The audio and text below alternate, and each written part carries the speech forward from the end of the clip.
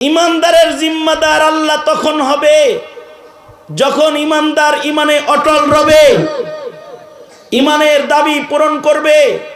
সুতরাং এহে ইমানদারের কাফেলা, ইমানের দাবি পূরণ করতে, ইবাদত করতে, বন্দিগি করতে, রমজানের গোলামি করতে, ইমানের দাবি পূরণ করে দাওয়াত ও তাবলীগ করতে, ইমানের দাবি পূরণ করতে যুদ্ধের ময়দানে জিহাদ করে নিজেকে শহীদ করতে প্রস্তুত রাখবেন তো ইনশাআল্লাহ।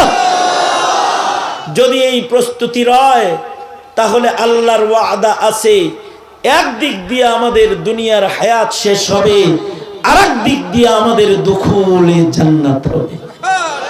আল্লাহ হবে মেজবান, আমরা হব আল্লাহর মেহমান। সুতরাং এদেশের উলামায়ে কেরাম যদি ডাক দেয়, আসো শাহাদাতের দস্তরখানে আসো, কাদিয়ানীকে কাফের ঘোষণা করতে হবে, নাস্তিকদের বিচার কায়েম করতে হবে, বেরিয়ে পড়তে রাজি আছেন তো ইনশাআল্লাহ? কাফন পরে রাজপথে দাঁড়াতে তৈয়ার আছেন তো ইনশাআল্লাহ? বলুন তো, কাদিয়ানীরা কি মুসলমান না কাফের? আরে ইমানের আওয়াজে চিৎকার করে বলেন, মুসলমান না কাফের? কাফের কাফের কাফের কাফের। নবীর পরে নবী নাই, নবীর পরে নবী নাই। ফাঁসি ফাঁসি ফাঁসি চাই, নাস্তিক মুরতাদের ফাঁসি চাই, ফাঁসি ফাঁসি ফাঁসি চাই। আর আপা তো মাঝে মাঝে খবর পাঠায় উনি আসতেছে। আমরাও সরাতি সম্মেলন থেকে আপাকে দাওয়াত দিচ্ছি। আপা, আপনার জন্য আমরা সবাই অপেক্ষায় আছি। আপনি আইসা পড়েন, আপনার ট্রাইব্যুনালে আপনার বিচার করা হবে যা যা কাম করেছেন। আইসা পড়েন। আর একটা কথা মনে রাখতে হবে, আগামীর নির্বাচন অথবা আগামীর সরকার গঠন হবে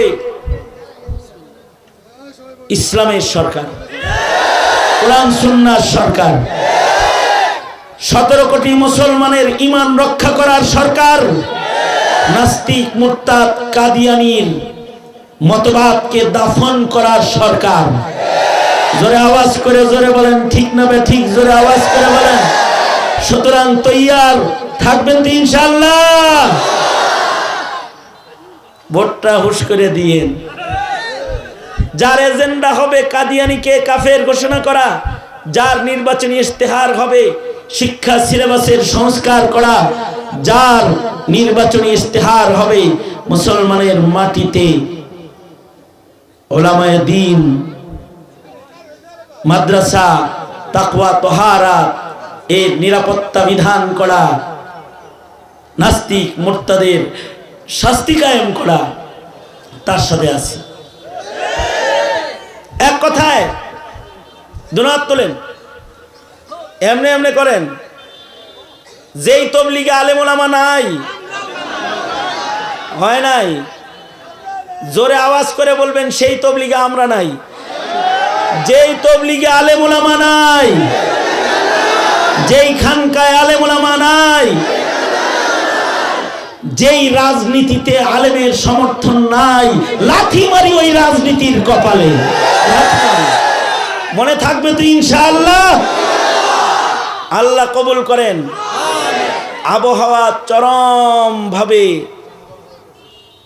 আমাদের অনুকূলে নয় যে হেলিকপ্টার নামতে পারে।